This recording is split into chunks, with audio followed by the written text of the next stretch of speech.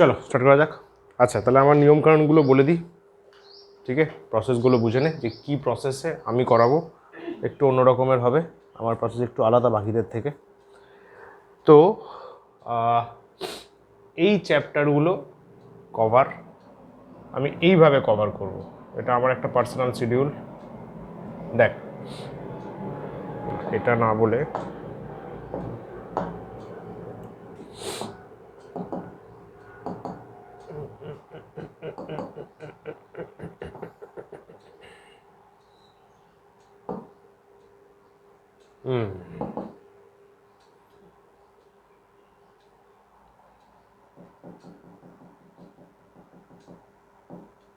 দেখ, পুরো এন্টায়ার যে আমাদের ক্লাস 10-এর ডিসকাশান আছে, এইভাবে আমি ডিভিশন করেছি, ঠিক আছে? এইভাবেই আমি পড়াবো, এই শিডিউলেই পড়াবো। কেমিস্ট্রিতে টোটাল 8টা চ্যাপ্টার রাখা হয়েছে, ফিজিক্সে রাখা হয়েছে 6টা।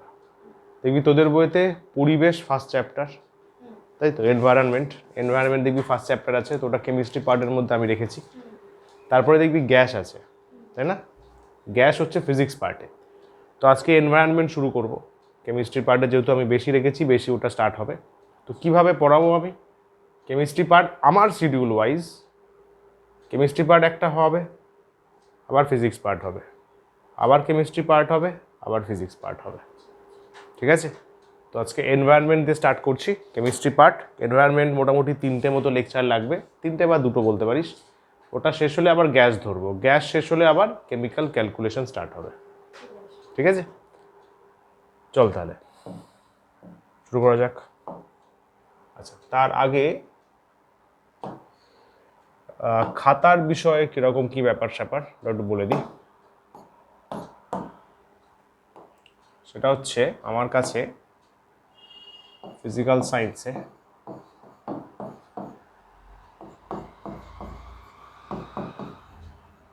দুটো খাতা করবি, ক্লাস ওয়ার্ক, হোমওয়ার্ক একটা খাতাতেই হবে, ঠিক আছে?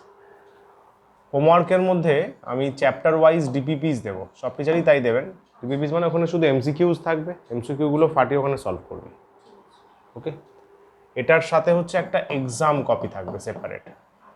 কারণ কি হয়, যদি পেজে এক্সাম দেওয়া হয়, এক্সামের এই পেজগুলো হারিয়ে যায়, তার ফলে কি হয়, লাস্ট মোমেন্টে গিয়ে দেখা যায় না যে ভুলটা কোথায় হয়েছে। তো যদি এক্সামের সময় যদি ওগুলো আমি হাতের সামনে থাকে, তাহলে আমি বুঝতে পারবো যে না, এই জায়গাগুলো ভুল হয়েছে, তাহলে সেগুলো ফার্দার করা যাবে না, তাই তো? তাহলে এক্সাম কপি একটা করবি, 2টো কপি করলেই হবে। এক্সাম কি প্যাটার্নে নেওয়া হবে? ফার্স্টে হচ্ছে এক্সাম পুরোপুরি হবে চ্যাপ্টার ওয়াইজ, একটা করে চ্যাপ্টার যেটা আমি শিডিউল দিলাম সেটা ওয়াইজ হবে। চ্যাপ্টার ওয়াইজ 2টো এক্সাম হবে, একটা হচ্ছে এমসিকিউ, পুরো চ্যাপ্টারের ওপর 10 মার্কসের এমসিকিউ হবে। 10 মার্কসের এমসিকিউ, 10টা কোয়েশ্চেন থাকবে। তারপরে হচ্ছে স্কিল বেসড কোয়েশ্চেন থাকবে, যেখানে কনসেপচুয়াল কোয়েশ্চেন থাকবে, তাকে বলা হয় GST, general skill test. Conceptual question, diagram, যেগুলো তোর সিভিল সার্ভিসেও খুব হেল্প করবে। ওই লেভেলে থাকবে না, বাট ওই টাইপের থাকবে, যেগুলো 2 মার্কস, 3 মার্কস বা 4 মার্কসের কোয়েশ্চেন হয় সেগুলো। এটা হয় 10 মার্কসের, এটা নেব 20 মার্কসের। এটা প্রতি চ্যাপ্টার ওয়াইজ হবে, ঠিক আছে? আচ্ছা, আর চ্যাপ্টারের নোটস বা ওই টাইপের কি, একটা করে চ্যাপ্টার যখন, একটা করে লেকচার যখন আমি করাবো, আমার ক্ষেত্রে বলছি লেকচার ওয়াইজ, যেমন ধরেন আজকের গ্যাসের লেকচার 1 করাচ্ছি, লেকচার ওয়াইজ তুই পাবি হচ্ছে প্রিন্টেড নোটস, বুঝলি? লেকচার ওয়াইজ নোটস পেয়ে যাবি প্রিন্টেড ফরম্যাটে লেকচার ওয়াইজ নোটস পাবি। আর ডিপিপি যেগুলো প্রিন্টেড দেয়া যাবে সেগুলো দিয়ে দেবো ইফ এনি। অনেক ডিপিপি কি হয়েছে, স্লাইডে বানানো, তো ওগুলো প্রিন্টেড পসিবল নয়, ওগুলো আমি গ্রুপে পাঠাবো। তো এবার একটু আমাকে মেসেজ করিস, তাহলে গ্রুপে জয়েন করিয়ে দেবো, গ্রুপ ক্রিয়েট হয়ে গেছে, ঠিক আছে? তো সেগুলো কপিতে করে নিবি, ডিপিপি এখানেই করবি, সিডাব্লিউ এইচডাব্লিউ কপিতেই করবি, ঠিক আছে? কোয়েশ্চেন নাম্বার দিয়ে দিই, কোনো একটা খাতাই থাক, এক্সাম কপি যা থাক আমি সেপারেটলি পড়াবো, ঠিক আছে? বেশ, আর হচ্ছে যে এই যেটা নোটস দেব এটা একটু ইম্পর্টেন্স দিয়ে পড়বি, কারণ নোটসগুলো প্র্যাকটিক্যালি অনেক বই ঘেটে বানানো, ঠিক আছে? তোর কাছে একটা বই দুটো বই যা আছে 4-5টা বই ঘেটে নোটসটা বানানো, তো নোটসের লেখাও স্ট্যান্ডার্ড, নোটসের কন্টেন্টও স্ট্যান্ডার্ড, এটা ভালোভাবে রেডি করিস। এবং এক্সামে যা আসবে ম্যাক্সিমাম নোট রিলেটেডই আসবে, তো তোর ফুল রেসপন্সিবিলিটি এটাকে ভালো করে রেডি করা। নোট পড়লে বইয়ে যা আছে তার থেকে আরও বেশি নলেজ পাবি, এটুখানি বলতে পারি, কারণ এটা অনেক ভেবেচিন্তে খেটে খুঁটে বই ঘেটে অনেক সাইড ঘেটে বানানো। ওকে, আর কি বলবো, আর কি বলার আছে? আর কিছু বলার নেই, চট করি। তাহলে এখন একটা খাতা বের করে নে, যেখানে যেটা ইম্পর্টেন্ট লিখতে বলবো সেটা নোট করিস, খাতা বের করে নে।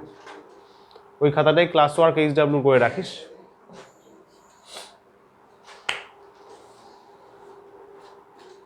রেডি?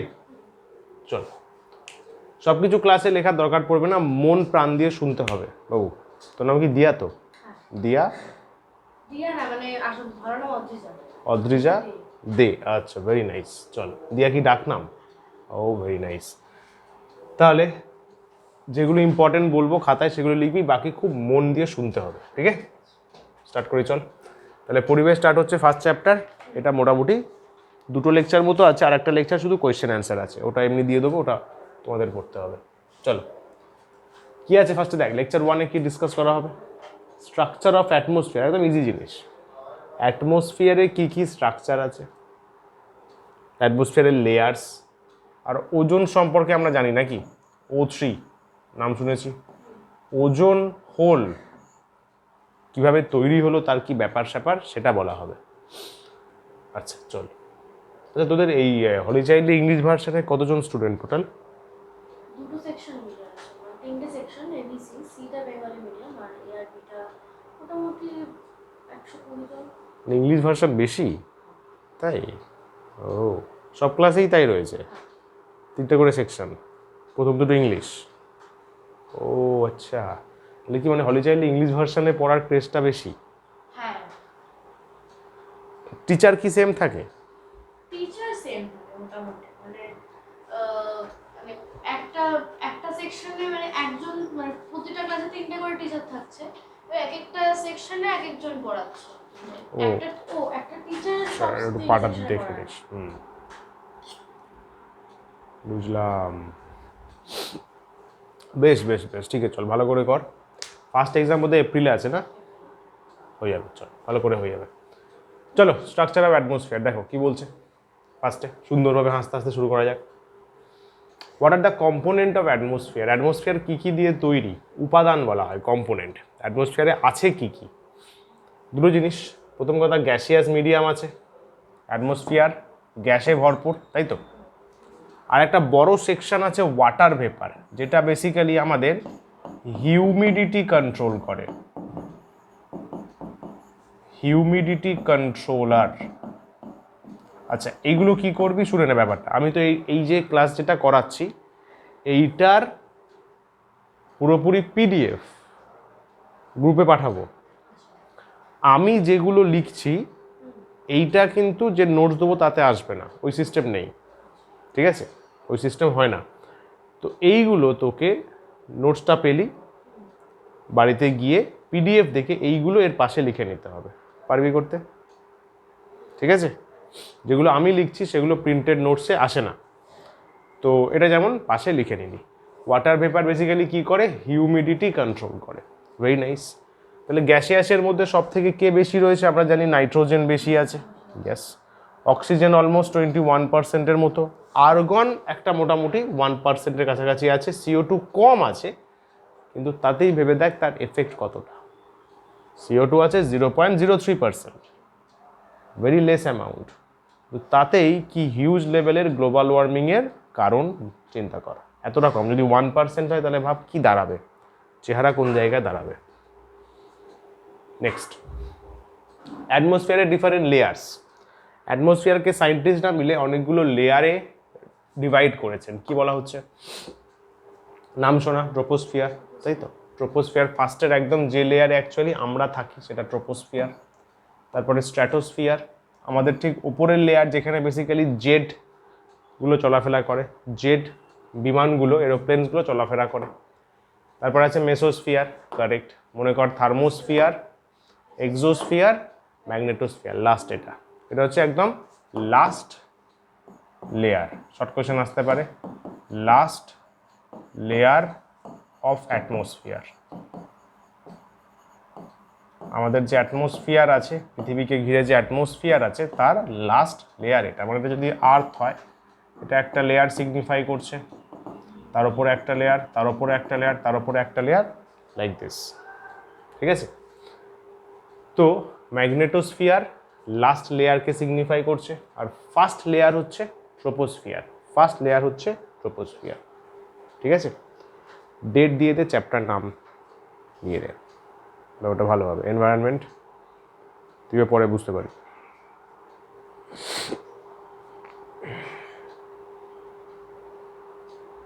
13 তারিখ 2। ঠিক আছে, এগোই বাবু। ঠিক আছে তো? আচ্ছা, প্রত্যেকটার লেয়ারের বিষয়ে হালকা ফুলকা আমাদের জানতে হবে। তো শর্ট নোটস চেয়েছে, শর্ট নোটস লেয়ারের বিষয়ে। ফার্স্টে কি বলছে? ট্রোপোস্ফিয়ার সম্পর্কে এই তথ্যগুলো চলবে। আচ্ছা, এই তথ্যগুলো বিভিন্ন বইয়ের বেসিসে ভ্যারি করা আছে, কারণ এক্স্যাক্টলি কেউই জানে না কতটা লেয়ার। ঠিক আছে? এগুলো মোটামুটি একটা অ্যাপ্রক্সিমেট করে লেখা আছে। যেমন 0 থেকে 12 কিলোমিটার অনেক বইতে আছে, অনেক বইতে 0 থেকে 14 আছে। তো ঠিক আছে, ওটা নিয়ে কোশ্চেন দেবে না, চাপ নেই, জেনে রাখতে পারলেই হবে। ট্রোপোস্ফিয়ার 0, 0 মানে মাথায় রাখবি সি লেভেলকে বোঝায়। তোর বাড়ি আমার বাড়ি নয় কিন্তু, সমুদ্রের লেভেলটাকে 0 কিলোমিটার ধরা হয়। আমাদের বাড়ি কিন্তু সমুদ্র থেকে হালকা উঁচুতে, সি লেভেল থেকে হালকা উঁচুতে আছে। তো 0 থেকে 12 কিলোমিটার পর্যন্ত চিন্তা করা হয়।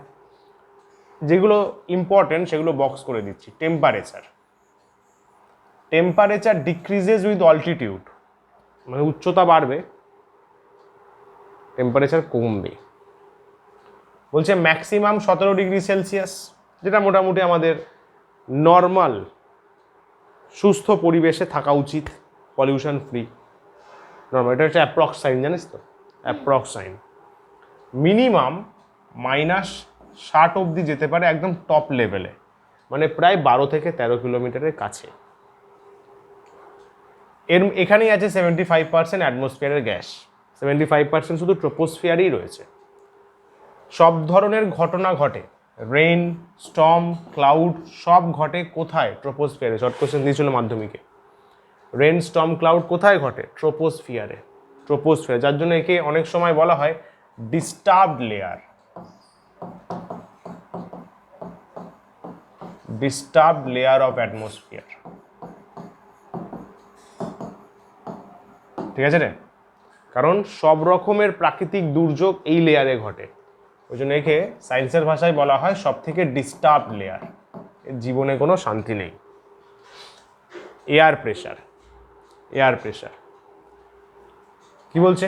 এই লেয়ারে সব থেকে হাইয়েস্ট এয়ার প্রেশার আছে। যত উপরে উঠবি প্রেশার কমে, টেম্পারেচারও কমে, প্রেশার কমে, বাকি ইম্পর্টেন্ট যা আছে রয়েছে। ক্লিয়ার? এগোই। Very nice. স্ট্র্যাটোস্ফিয়ার, স্ট্র্যাটোস্ফিয়ার সম্পর্কে কি বলা হচ্ছে? বলছে 12 থেকে 50 কিলোমিটার, মানে যেখানে ট্রোপোস্ফিয়ার শেষ হচ্ছে তারপর থেকে স্ট্র্যাটোস স্টার্ট হচ্ছে। ভালো কথা। খেলাটা বোঝ, ইম্পর্টেন্ট খেলাটা দেখ, এখানে টুইস্ট হবে, কনফিউজিং হবে। টেম্পারেচার ইনক্রিজেস উইথ হাইট, আগেরটাই কি ছিল? ডিক্রিজেস। স্ট্র্যাটোস্ফিয়ারে কিন্তু উল্টো ঘটনা ঘটে, উল্টো ঘটনা ঘটে, কারণ ওখানে ডিস্টারবেন্সেস কমে যায়, প্রাকৃতিক দুর্যোগ কমে যায়, ডিস্টারবেন্স কমে যায়, টেম্পারেচার বাড়তে থাকে, টেম্পারেচার বাড়তে থাকে। বেসিক্যালি ব্যাপারটা কি বলতো, যদি ডিপলি ভাবা যায়, এখানকার হচ্ছে অ্যাটমিক স্ট্রাকচারটা ম্যাটার করে, কি ওখানে অ্যাটমস আছে তারা মেন ম্যানিপুলেট করে। তো ইনক্রিজেস উইথ অল্টিটিউড, বাড়বে, মানে 12 থেকে 50-এ গেলে টেম্পারেচার বাড়বে, বাড়বে। যেমন এখানে 12তে মোটামুটি -3 থেকে -4 হয়, মিনিমাম কত যেতে পারে দেখ। যখন আমি প্রায় 50 থেকে 51 কিলোমিটার 52 কিলোমিটারে চলে যাব, আমার মোটামুটি টেম্পারেচার -60 হয়ে যাবে। ম্যাক্স কি সেন্সে বলেছে বুঝতে পারছিস? মাইনাসের ভ্যালু যত কম হবে তত কিন্তু বড় ভ্যালু। -3 কিন্তু বড় -60 থেকে, বোঝ কিন্তু ম্যাথসের উল্টো। মানে ম্যাথসে আমরা কি হয় 63 থেকে ওভিয়াস, কিন্তু মাইনাস করলে ঘটনাটা উল্টে যায়। -3 ইজ গ্রেটার দ্যান -60, কিন্তু এটা দারুণ জিনিস, ম্যাথসে প্রচুর হেল্প করবে। 60 তো নর্মালি বড়, কখন? যখন পজিটিভ আছে। যদি বোথ সাইড মাইনাস নিয়ে আসিস তাহলে কিন্তু যে ছোট সে বড়। -3 ইজ গ্রেটার দ্যান -60, কারণ -3 তো জিরোর কাছে। নাম্বার লাইন 0 1 2 3, -3 -60 অনেক দূরে আছে। যে বেশি জিরোর কাছে মাইনাসে, যে বেশি জিরোর কাছে মাইনাসে, সে তত বড়। মানে -1 -3 থেকে বড়। ক্লিয়ার? দেখ ভালো করে, ঠিক তো? গুড। নেক্সট, তাহলে এখানে এই দুটো পয়েন্ট খুব খেয়াল রাখতে হবে। ওজোন লেয়ার আর একটা শর্ট কোশ্চেনের জায়গা। স্ট্র্যাটোস্ফিয়ারেই আমাদের সেই বিখ্যাত ওজোন লেয়ারের জায়গা চলে আসে। ওজোন লেয়ার কি করে? হার্মফুল ইউভি রে ওজোন অ্যাবজর্ব করে, তাই তো? অ্যাবজর্ব করে আমাদের পৃথিবীবাসীকে হেল্প করে, কারণ ইউভি আমাদের চামড়ায় পড়লে বা গাছপালায় পড়লে ক্ষতি হয়, স্কিন ক্যান্সার হয়। জেট প্লেন বাগেরা এখানেই হয়। এটাও কোয়েশ্চেন আসে যে কোথায় জেট প্লেন যায়? Stratosphere, air travel. এখানে কোনো ক্লাউড, কোনো ডিস্টারবেন্সেস নেই, একদম শান্ত, একদম চিল লাইফ কাটায় এখানে। এটাও একটা ইম্পর্টেন্ট জায়গা। কম্পোজিশন যা আছে দেখে নিস। মেনলি কে আছে? মেনলি ওজোন আছে, মেসোস্ফিয়ার। কি বলছে? এর পরের লেয়ার 50 থেকে 85, কোনো বইতে 55 থেকে 90 থাকে, ঠিক আছে, ওটা অ্যাডজাস্টেবল। 50 থেকে মোটামুটি 85 বা 90 কিলোমিটার। এখানে খেয়াল কর, টেম্পারেচার ডিক্রিজেস উইথ অল্টিটিউড। আবার ঘনাটা ফ্লিপ করছে, দেখ খেয়াল কর। টেম্পারেচার ডিক্রিজ উইথ অল্টিটিউড, ওপর দিকে উঠবো টেম্পারেচার কমবে, কমবে। Decrease with altitude, increase with altitude. 12 থেকে 50-এ উঠবো, টেম্পারেচার ইনক্রিজ, বাড়তে থাকবে। 50-এর পরে আবার অন্য খেলা শুরু, 50-এর পরে আবার অন্য খেলা। 50-এর পরে দেখা গেল ডিক্রিজেস, ওপর দিকে উঠবো, টেম্পারেচার আবার কমতে শুরু করবে। এটা একটা ইম্পর্টেন্ট পয়েন্ট, কোয়েশ্চেন দিলে এইগুলো থেকেই আসবে। ম্যাক্সিমাম -5, যেটা হচ্ছে এই 50-51-তে থাকে, আর 85-90-তে গেলে -90-তে চলে যায়। এবং এটাকে আমরা বলি সব থেকে ঠান্ডা, মানে অ্যাটমসফিয়ারে মেসোস্ফিয়ারের থেকে কোল্ড রিজিয়ান নেই। -90-এর কম, ওটা মিনিমাম, -90-এর কম এখনো অবধি কোনো লেয়ার আমাদের হাতে নেই। বুঝতে পারলি? কোল্ডেস্ট লেয়ার বলা হয়। আচ্ছা, উল্কা নাম শুনেছি? উল্কাপিণ্ড, মিটিওরস শুনেছি তো? ইয়েস। আর্থের গ্র্যাভিটি আছে? হ্যাঁ স্যার আছে। তাহলে স্পেস দিয়ে যে সমস্ত মিটিওরসগুলো যায় সেগুলো আর্থের গ্র্যাভিটির দিকে অ্যাট্রাক্টেড হয়। আর্থ বলে ভাই আমার দিকে আয়। তো উল্কা বা মিটিওরসগুলো কি? উল্কা বা মিটিওরসগুলো হচ্ছে বার্নিং সলিড অবজেক্ট। কোনো প্ল্যানেট, কোনো স্টার ভেঙে গিয়ে তো ওই বার্নিং অবজেক্টটা তৈরি হয়েছে। তাহলে সে যখন আসে তুই ভেবে দেখ, এক একটা উল্কা, এক একটা ওরকম মিটিওরস হাই টেম্পারেচারে থাকে, হাই ভেলোসিটি থাকে। তো সে আসলে তো আর্থের অ্যাটমসফিয়ারে কি হয়? নষ্ট হয়ে যায়। ওই জন্য আমরা ফিল করি না। ওই জন্য আমাদের ল্যান্ডের দিকে, অ্যাটমসফিয়ারের দিকে, মানে ল্যান্ডের সাইডে মিটিওরসের ফল সেভাবে শো হয় না। তার আরেকটা কারণ হচ্ছে আর্থের 1/3 তো, মানে 1/3 বলবো না, মোর দ্যান, যদি আমি 4 ভাগ করি আর্থের, 3 পোর্শনই তো ওয়াটার, 1 পোর্শন শুধু ল্যান্ড। ম্যাক্সিমাম মিটিওর প্র্যাকটিক্যালি ওশেনে গিয়ে পড়ে যায়, আমরা বুঝতেও পারি না, বুঝলে? সেই মিটিওরগুলোকে বার্ন করে কোন লেয়ার? মিটিওরগুলোকে বার্ন করে কোন লেয়ার? এই যে mesosphere. Burns of meteors before they reach earth. মেসোস্ফিয়ারেই পুড়ে ছাই হয়ে ছোটো ছোটো টুকরো হয়ে যায়। টুকরোগুলো এবার প্যাসিফিক আটলান্টিকে গিয়ে পড়ে। Air pressure, air pressure low আছে, ব্রিদিং ইম্পসিবল, অক্সিজেন খুবই কম। আয়োনোস্ফিয়ার বিগিনস, এরপর থেকেই আয়োনোস্ফিয়ার শুরু হয়। ইম্পর্টেন্স যা আছে দেখে নিস। Act as a protective shield against space debris. মহাকাশে যে সমস্ত ডেব্রিজ মানে অপ্রয়োজনীয় জিনিসপত্র মহাকাশে ছড়িয়ে রয়েছে, সেগুলো থেকে আমাদের কে বাঁচায়? মেসোস্ফিয়ার বাঁচায়, কারণ এই লেয়ারের মধ্যে দিয়ে আসার সময় ওগুলো নষ্ট হয়ে যায়। সমঝা? Next, thermosphere. এটা বড় রিজিয়ান জুড়ে রয়েছে, প্রায় 85 থেকে 600 কিলোমিটার। টেম্পারেচার চেঞ্জটা খেয়াল কর, ইনক্রিজেস ড্রাস্টিক্যালি, হিউজ লেভেলের টেম্পারেচার বেড়ে যায়। স্বাভাবিক না?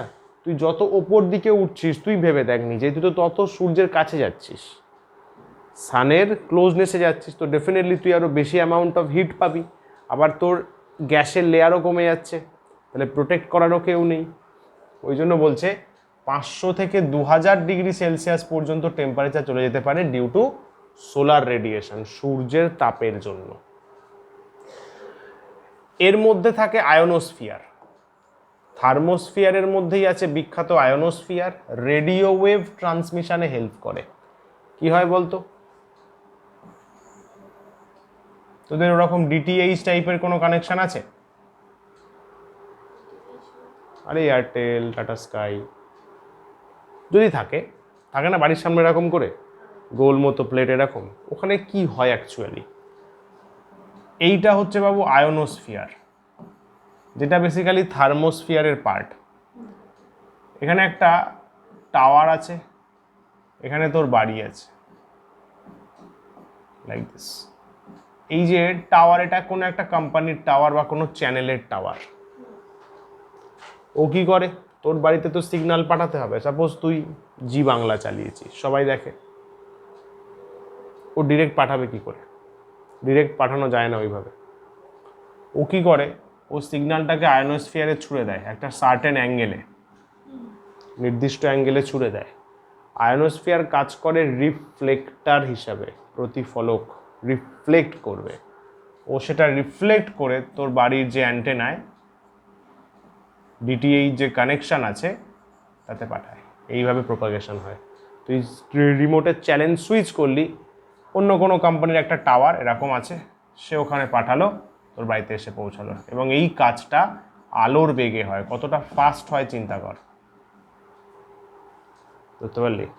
তাহলে আয়োনোস্ফিয়ার কি করে? আয়োনোস্ফিয়ার এই যে ওয়েভ, এগুলো কি তরঙ্গ হিসাবে যায়, এই ওয়েভ প্রোপাগেশনে হেল্প করে। এগুলো হচ্ছে রেডিও ওয়েভ, রেডিও ওয়েভ বলে। ওই জন্য বলছে আয়োনোস্ফিয়ার রেডিও ওয়েভ প্রোপাগেশনে বড় হেল্প করে। সমঝা? কিসের মাধ্যমে করে লিখে রাখবি? By reflection. রিফ্লেকশন করে ও এই কাজটা করতে পারে। অরোরাস দারুণ জিনিস।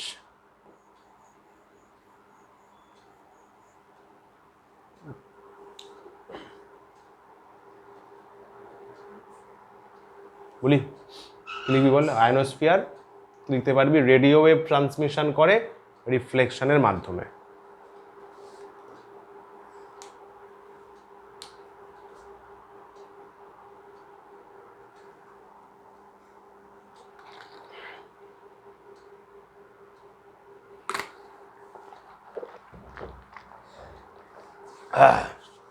বলি বেশ।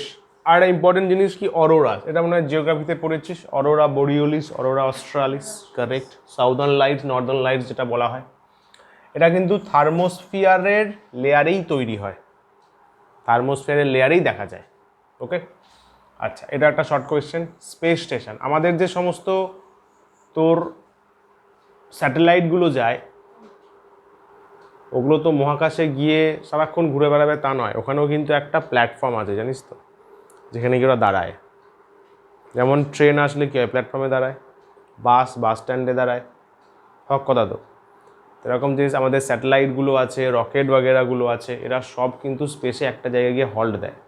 ওটা হচ্ছে আইএসএস, ইন্টারন্যাশনাল স্পেস স্টেশন। ওটা সবাই ইউজ করতে পারে, আমেরিকা বানিয়েছে, সবাই ইউজ করতে পারে। তো ইন্টারন্যাশনাল স্পেস স্টেশন রয়েছে থার্মোস্ফিয়ারে, আইএসএস, ইন্টারন্যাশনাল স্পেস স্টেশন থার্মোস্ফিয়ারে আছে। এবং মজার ব্যাপার, শুনলে অবাক হয়ে যাবি, ভালো লাগবে শুনে, আমাদের ভারতবর্ষ থেকে ইন্ডিয়া প্ল্যান করছে নিজেদের স্পেস স্টেশন বানানোর। It's a huge level project, huge level project. অতটাও ইজি ব্যাপার নয়, কারণ বড় স্পেস লাগবে, বড় জায়গা লাগবে, রকেট স্পেস ক্র্যাফটগুলো গিয়ে ওখানে হোল্ড হবে, থাকবে। তো it's a 10 year project. ISRO planning নিয়েছে, ইসরো জানিস তো, ইসরো আমাদের অর্গানাইজেশন প্ল্যানিং নিয়েছে। তো 2035-এর মধ্যে দেখা যাক কতটা কি এগোনো যায়, সমঝা। Indian space station practically build আপের কাজ চলছে। এগোই, গুড। এয়ার ডেন্সিটি লো হয়, স্পেস পুরো ফাঁকা রয়েছে। চল, এক্সোস্ফিয়ার কি বলছে? এক্সোস্ফিয়ার এরপরে 600 থেকে বাইরের পোর্শন এক্সোস্ফিয়ার বলা হয়, প্রায় 10,000 কিলোমিটার এক্সোস্ফিয়ার। এখানকার টেম্পারেচার 2500 ডিগ্রি সেলসিয়াস ক্রস করে যায়। এইখানের কম্পোজিশনটা দরকার, কোয়েশ্চেন দেয়। এখানে কারা কারা আছে? এইখানে আছে বিখ্যাত কিছু হালকা গ্যাসেস, হিলিয়াম, হাইড্রোজেন। এক্সোস্ফিয়ারেই মেনলি হিলিয়াম আর হাইড্রোজেনকে আমরা দেখতে পাই, ঠিক আছে। এইখানে স্যাটেলাইট যেগুলো থাকে, স্পেস স্টেশন আলাদা, স্যাটেলাইট আলাদা। স্পেস স্টেশন এখানে, স্যাটেলাইটগুলো আরেকটু উঠে আর্থকে ঘোরে। ওই স্যাটেলাইটগুলো যে লেয়ারে থেকে আর্থকে ঘোরে সেটা হচ্ছে exosphere. Satellites, artificial satellite orbit in this layer, সমঝা। আচ্ছা, গ্র্যাভিটি এখানে খুব কম হয়, মলিকিউলগুলো আস্তে আস্তে স্পেসের দিকে চলে যায়। এখানে গ্র্যাভিটি আর্থ অত দিতে পারে না, তো ওইখানে যে সমস্ত ছোটো ছোটো পার্টিকেলগুলো আছে তারা স্পেসের দিকে বেরিয়ে যায়, কারণ আর্থ তো টানতে পারছে না, স্পেসে কেউ টানলে তার দিকে চলে যেতে পারে। Okay. Transition zone, merges into outer space, no clear boundary. এর কোনো এক্স্যাক্ট বাউন্ডারি নেই, যতটুকু রয়েছে ততটুকু। এরপরে একটা বাউন্ডারি আমরা চিন্তা করি ম্যাগনেটোস্ফিয়ার। মানে ম্যাগনেটোস্ফিয়ার আর এক্সোস্ফিয়ারের শেষের পোর্শন অলমোস্ট মিশে গেছে বলে আমরা চিন্তা করি। তো বলা হয় যে 1000 কিলোমিটার থেকে 60,000 কিলোমিটার পর্যন্ত যতটুকু যাওয়া যায়, এক্সটেন্ড, হাইয়েস্ট এক্সটেন্ড পর্যন্ত যাওয়া যায়। টেম্পারেচারের কোনো রকম ফিক্সড রুল নেই, কোথাও কমতে পারে, কোথাও বাড়তে পারে, এইটা ইম্পর্ট্যান্ট। এইখানে কিছু চুম্বকীয় ঘটনা দেখা যায়, ম্যাগনেটিক ইনফ্লুয়েন্স। ম্যাগনেটোস্ফিয়ারে ম্যাগনেট, দেখ নাম আছে, আর্থ, আমাদের আর্থ একটা ম্যাগনেট, জানিস তো। আর্থের নিজস্ব ম্যাগনেটিক পোল আছে। ম্যাগনেটের যেমন থাকে নর্থ পোল, সাউথ পোল, আর্থের নিজস্ব ম্যাগনেটিক পোল আছে। হ্যাঁ, আচ্ছা আচ্ছা আচ্ছা, ম্যাগনেটিক পোল আছে, আর্থের নিজস্ব ম্যাগনেটিক পোল আছে, ঠিক আছে। তো ওই যে আর্থের ম্যাগনেটিক পোলটা আছে, ম্যাগনেটিক পোলের জন্য আর্থ কি করে, শুনে রাখ ভালো করে, এটা পড়বি, কারেন্টে পড়বি। আর্থ এক ধরনের ফিল্ড তৈরি করে, মাঠ, ফিল্ড, একটা রিজিয়ান তৈরি করে, তাকে বলা হয় ম্যাগনেটিক ফিল্ড।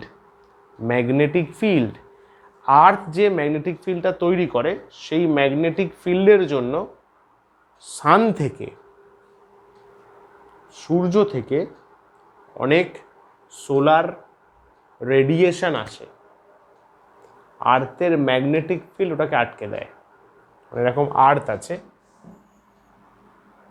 আর্থের চারিপাশে এরকম একটা ম্যাগনেটিক লেয়ার তৈরি হয়। তো সূর্য থেকে যখন এরকম আসে, এরকম এসে রিটার্ন করে যায়। এইগুলো, এই যে সোলার ফ্লেমগুলো আমাদের গায়ে পড়লে বা আর্থের অ্যাটমসফিয়ারে ঢুকলে পশু পাখির সবার খুব ক্ষতি হয়। আর্থের ম্যাগনেটিক ফিল্ড সেই প্রোটেকশনটা করে দেয়। তো বলছে protect earth from solar winds আর কসমিক রেডিয়েশনস। অরোরাস, এখানেও অরোরার একটা ফ্লেভার দেখা যায়, এইটা ইম্পর্টেন্ট। ভ্যান অ্যালেন বেল্ট আছে এখানে, ভ্যান অ্যালেন বেল্ট। ম্যাগনেটোস্ফিয়ার যে রিজিয়ানটা আর্থের, এইখানে ম্যাগনেটোস্ফিয়ার এইখানে আছে ভ্যান অ্যালেন বেল্ট, এখানে রয়েছে চার্জড পার্টিকলস। তারা কারা স্যার? মানে যেমন ধরে নিই আমি যদি বলি নিউট্রন, এর কোনো কিন্তু চার্জ নেই, কিন্তু আমি যদি বলি প্রোটন প্লাস চার্জ আছে, ইলেকট্রন মাইনাস চার্জ আছে, এই সমস্ত চার্জ পার্টিকলসগুলো পরে গিয়ে আরও কণা পড়বি, যেমন পজিট্রন, বিটা, আলফা, এগুলো পড়বি। এরা রয়েছে কোথায়? এরা রয়েছে ভ্যান অ্যালেন বেল্টে। ভ্যান অ্যালেন বেল্ট কোথায় আছে? ম্যাগনেটোস্ফিয়ারে আছে। ক্লিয়ার হলো? ইম্পর্টেন্স, শিল্ড হিসাবে কাজ করে, হার্মফুল স্পেস রেডিয়েশন থেকে আর্থকে রক্ষা করে। এই হলো পরিচয় লেয়ারের। এগোই। Very good. বল, হোমোস্ফিয়ার হেটেরোস্ফিয়ার কাকে বলা হবে? চলো আমি বলে দিই, ফার্স্ট টাইম পড়ছিস যখন। Lower part of atmosphere, atmosphere একদম নিচের portion, that is earth surface থেকে, পৃথিবীর যে সারফেস সেখান থেকে 85 কিলোমিটার অ্যাবাভ, এটাকে বলা হয় হোমোস্ফিয়ার। কেন? কারণ এখানে nitrogen, oxygen, argon, carbon dioxide, H2O মোটামুটি ইকুয়াল রেশিওতে থাকে, ইকুয়াল অ্যামাউন্টে নয়। মানে ধরে নে নাইট্রোজেন আছে 3 ভাগ, অক্সিজেন 1 ভাগ, আর্গন 0. মানে এরকম ব্যাপার। ধরে যদি নাইট্রোজেন 10 ভাগ বলি, অক্সিজেন সাপোজ আছে 5 ভাগ, আর্গন আছে 1 ভাগ, CO2 1 ভাগ, লাইক দিস। মোটামুটিভাবে এদের মধ্যে একটা সিমিলার রেশিও দেখা যায়, যে পোর্শনেই যায় না কেন। কিন্তু হেটেরোস্ফিয়ার যদি বলিস, হোমোস্ফিয়ারের ওপরে, হোমো মানে সেম, হেটেরো মানে আলাদা, different. Above homosphere, ratio of the gaseous component of atmosphere does not remain constant. এটা ইম্পর্টেন্ট। তাকে বলা হবে হেটেরোস্ফিয়ার। 85 থেকে 1000 কিলোমিটার পর্যন্ত অ্যাটমসফিয়ারের বিভিন্ন যে পার্টিকেলগুলো রয়েছে সেগুলো সেম থাকে না। ঠিক আছে, এগোই নেক্সট। এই যে ট্রোপোস্ফিয়ারকে কি বলা হয়? Changing layer, agitated layer, turbulent layer, disturb layer বলা হয়। কিন্তু স্ট্র্যাটোস্ফিয়ার শান্তিপূর্ণ জায়গা। কেন? ঝড়, বৃষ্টি, বাদল, স্টর্মস সবই ট্রোপোস্ফিয়ার ফেস করছে। কেন ফেস করছে? ডাস্ট পার্টিকেল আছে, ওয়াটার ভেপার আছে, ক্লাউড আছে, ট্রোপোস্ফিয়ারে রয়েছে। এইগুলোর ফলে সাইক্লোন তৈরি হচ্ছে, রেইন হচ্ছে, স্টর্ম হচ্ছে। ডিউ টু দিস ডিস্টারবেন্সেস, এই লেয়ারটাকে নাম দিয়েছি অ্যাজিটেটেড, উত্তেজিত। ডিস্টার্বড বা টার্বিউলেন্ট স্ফিয়ারও বলা হয়, বা ডিস্টার্বড লেয়ারও বলতে পারিস। বারবার ডিস্টার্বড আছেও, যেই লেয়ারে অ্যাকচুয়ালি আমরা থাকি। উল্টো দিকে stratosphere, above troposphere we see stratosphere which is cloud free, তাই কোনো ক্লাউড নেই। In this layer very small amount of dust particles are present, খুব অল্প অ্যামাউন্টের ডাস্ট পার্টিকেল আছে। এই রিজিয়ানে cyclone, storm, rainfall are not observed, দেখা যায় না। তাই স্ট্র্যাটোস্ফিয়ারকে নাম দেওয়া হয়েছে পিসফুল লেয়ার, শান্তিপূর্ণ জায়গা। ঠিক আছে, চলো ইজি এগোই। অরোরা, অরোরা কিভাবে ক্রিয়েট হয়? অরোরা বোরিওলিস কাকে বলে? অরোরা অস্ট্রালিস কাকে বলে? এগুলো জিওগ্রাফির কোয়েশ্চেন, তাও দেখে নে, পড়তে হয় আমাদের। 100 থেকে 400 কিলোমিটার রিজিয়ান থার্মোস্ফিয়ারে ইজ আয়োনোস্ফিয়ার। থার্মোস্ফিয়ার আছে, তার মধ্যে আছে আয়োনোস্ফিয়ার। থার্মোস্ফিয়ারে আছে আয়োনোস্ফিয়ার, থার্মোস্ফিয়ারে আছে আয়োনোস্ফিয়ার, মাথায় রেখে। ইন দিস রিজিয়ান, এই রিজিয়ানে কি হয়? The present oxygen and nitrogen gases get ionised. O2 আর NO2 যারা রয়েছে তারা আয়োনাইজড হয়ে যায়, মানে আয়নে কনভার্ট হয়ে যায়। আয়নে কনভার্ট হয়ে যায় কেন? কারণ গামা আর এক্স রে ওদেরকে এসে আঘাত করে, হিট করে। স্যার কোত্থেকে আসে? সান থেকে। দারুণ শর্ট কোয়েশ্চেন বোর্ডসের জন্য। সান থেকে কি এসে অক্সিজেন নাইট্রোজেনকে আয়োনাইজ করে? গামা রে আর X ray. Gamma ray, X ray. Sun থেকে কি এসে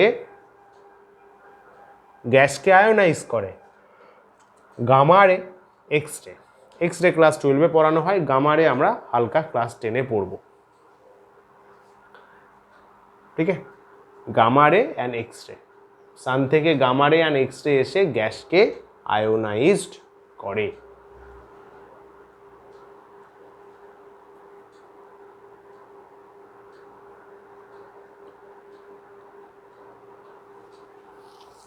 কেন করার ফলে কি তৈরি হয় সেটা বলো। ও প্লাস তৈরি হয়, O2 প্লাস তৈরি হয়, NO প্লাস তৈরি হয়। এইবার খেলাটা শুরু। এরা তো O2 আর N2 ভাঙলো, ভেঙে এই সমস্তগুলো তৈরি করলো, আরো অনেক কিছু তৈরি হয়। এইবারে কি হয় দেখ, including this huge number of free electrons are also created. শুধু এরা যে তৈরি হয় তা নয়, প্রচুর ইলেকট্রন অক্সিজেন আর নাইট্রোজেন থেকে বেরিয়ে যায়, বেরিয়ে এয়ারের মধ্যে ঘুরে বেড়ায়, থার্মোস্ফিয়ার আয়োনোস্ফিয়ারের লেয়ারে ঘুরে বেড়ায়। এবার when ions accept this electrons, খেয়াল কর আয়নগুলো কি আছে, পজিটিভ আছে, তাহলে ওরা বলবে ইলেকট্রনকে ভাই আমার কাছে আয়, আমি পজিটিভ তুই নেগেটিভ, চ আমরা বন্ড করি।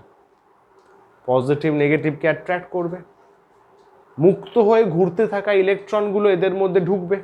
এই যখনই ঢুকবে তখনই লাইটটা বেরোয়, তখনই অরোরা দেখা যায়। ইলেকট্রনগুলো এদের মধ্যে এন্ট্রি দেবে, তখনই এনার্জি বের করে, ওই এনার্জিটাই লাইট হয়ে বেরোয়।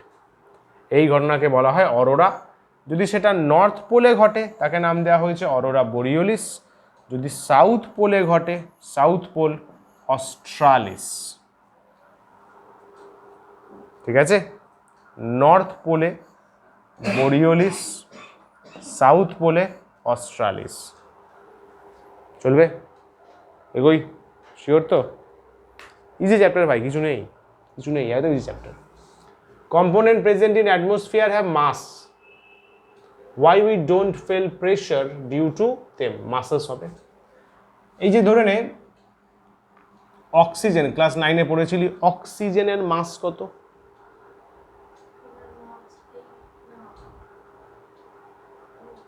বোঝো, লাগবে তো, 9-এর বেস কিন্তু লাগবেই, 9-এর বেস ছাড়া কিন্তু প্রবলেম হবেই। অক্সিজেন 32, একটা অক্সিজেন 16, দুটো oxygen 32, nitrogen 28, water vapour 18, carbon dioxide 44। তো প্রশ্ন বলছে এদের তো মাস আছে, 20 গ্রাম 40 গ্রাম মাস তো আছে। আমি যে দাঁড়িয়ে আছি, আমাকে নাইট্রোজেন এসে হিট করছে, কিন্তু পাখা চলছে, গ্যাসগুলো এসে ধাক্কা মারছে, কিন্তু আমি ফিল করছি না।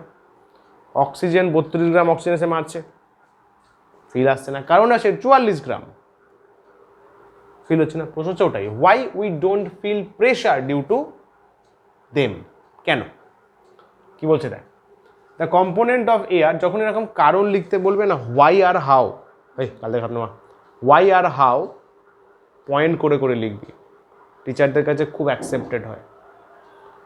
তুই একটা বড় প্যারাগ্রাফ, তুই নিজে ভেবে দে না, তো একটা বড় প্যারাগ্রাফ পড়তে বললাম, তোরই মনে হবে আরে বাপরে এত বড় প্যারাগ্রাফ, বাট প্যারাগ্রাফটাকে ছোট ছোট পয়েন্টে, 4টে পয়েন্টে ব্রেক করে দিলি, দেখ পড়তে ভালো লাগবে, ভেবে দেখ, মনে হবে যে না চলো একটা শেষ করলাম মানে ডান। পয়েন্ট করবি হোয়াই আর হাউতে, খুব এফেক্টিভ স্ট্র্যাটেজিগুলো মাধ্যমিকের জন্য। Components of air have mass আছে, that's why they can't exert pressure. বলছে component of air have mass, they can exert pressure. Mass আছে, মাস ওরা প্রেশার দিতে পারে। At earth surface atmosphere pressure is maximum. এই যে আর্থের সারফেসে অ্যাটমসফিয়ার ধুমা প্রেশার দিচ্ছে, ভালো কথা। Our body contents liquid and gas, আমাদের শরীরেও কিন্তু লিকুইড তো ভরে ভরে আছে ভাই, আমাদের তো শরীরের ম্যাক্সিমাম পোর্শনই লিকুইড, গ্যাসও রয়েছে কারণ গ্যাস ট্রান্সফার করতে হচ্ছে। The pressure due to this elements in our body are same to the pressure of the atmosphere.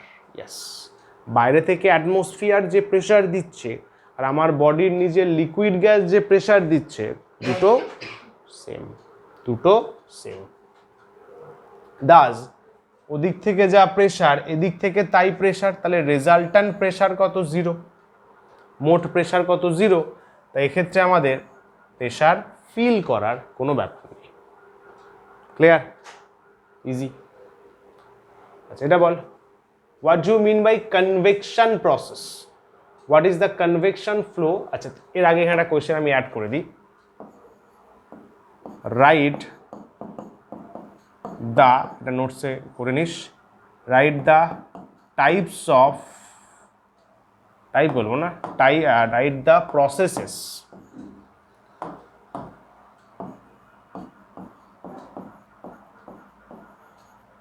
Of heat transfer. একটা জায়গা থেকে আরেকটা জায়গায় হিট নিয়ে যাব, কি কি প্রসেস ফলো করা হয়। ফার্স্টে 1 নম্বর হচ্ছে কন্ডাকশন, সেকেন্ড প্রসেসকে বলা হয় কনভেকশন। এগুলো নিচু ক্লাসে হালকা হালকা পড়েছিলি মনে কর। আর একটা হচ্ছে রেডিয়েশন।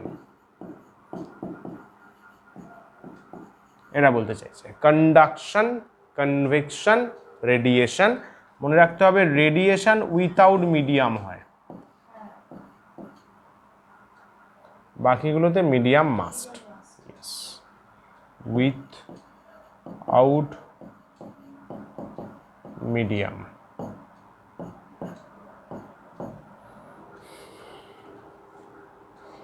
ঠিক আছে না? এগোই, চল ফটাফট বলি। কনভেকশন কি বলছে? প্রশ্ন বলছে কনভেকশন কি, কনভেকশন ফ্লো কি, দুটো ন্যাচারাল এক্সাম্পল চেয়েছে। সবটাই দেখি ভাই, কি হলো? হ্যাঁ ঠিক আছে, কি বলছে? বলছে কনভেকশন একটা প্রসেস, যে প্রসেসে কি হয়, হিট ট্রান্সমিট হয়। বলা হলো একটু আগে, কনভেকশন বা convection heat transfer is the transfer of heat from one place to another. এটা important, due to the movement of the particles. এইগুলোই কিন্তু টিচাররা দেখে, তুই যা অ্যান্সার করিস কেউ পড়ে না ভাই, অত টাইম কোথায় যে এতগুলো। তাহলে due to movement of the particles, particle যে মুভ করছে, কনভেকশনে পার্টিকেল মুভ করে, সরে যায় নিচে, একটা জায়গা থেকে আরেক জায়গায় সরে যায়, তারপরে হিট ট্রান্সফার করে। when we heat liquid or gas substance they get expand, বেড়ে যায়, বেড়ে যায়, thus density of them decreases। মনে রাখবি কেউ যদি এক্সপ্যান্ড করে, তুই নিজে ভেবে দেখ না, ডেনসিটি জানিস তো, লাইনে কিন্তু ছিল mass by volume, mass by volume. Common sense use কর, কমন সেন্স ইউজ কর। কি বলছে? হিট দিলে সাইজে বাড়বে, এক্সপ্যানশন হবে, তাহলে ভলিউম বাড়বে না কমবে? বাড়বে। তাহলে ডেনসিটি কি হবে? 1/, আছে না, 1/, আছে বাবু। ভি যদি বাড়ে তাহলে রো তো কমে যাবে, ভি যদি বাড়ে রো তো কমে যাবে। 1/, আছে, 1/, ইনভার্সলি প্রপোর্শনাল। কি বলছে? ওই জন্য যদি আমি হিট দিই তাহলে এক্সপ্যান্ড করবে, এক্সপ্যান্ড করবে মানে ডেনসিটি কমে যাবে, কারণ ভলিউম বাড়ছে। যদি কমে যায় তাহলে কি হবে? হালকা হয়ে ওপরে উঠে যাবে। They get lighter and try to go upward, উপরের দিকে উঠে যায়। সাইমালটেনিয়াসলি ওপরে যারা আছে, ওপরে যারা আছে তারা নিচে নেমে আসবে। নিচ থেকে যদি ওপরে যায়, এখানে জল গরম করার মতো ভাবতে পারিস।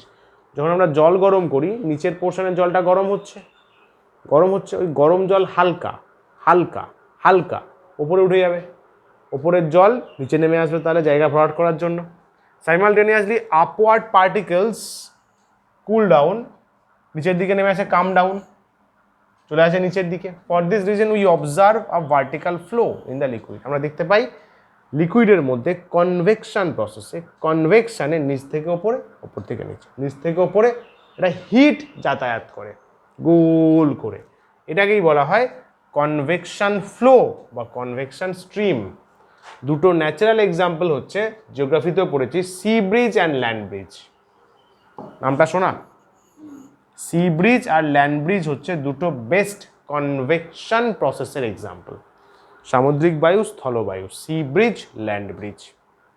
এগোই, এদের বিষয়ে কোশ্চেন দিতে পারে, দেখে নে। ল্যান্ড ব্রিজ আর সি ব্রিজ দুটোই ফটাফট পড়ে নি। ল্যান্ড ব্রিজ কি বলছে? পয়েন্ট করে করে লেখা আছে একদম সুন্দরভাবে।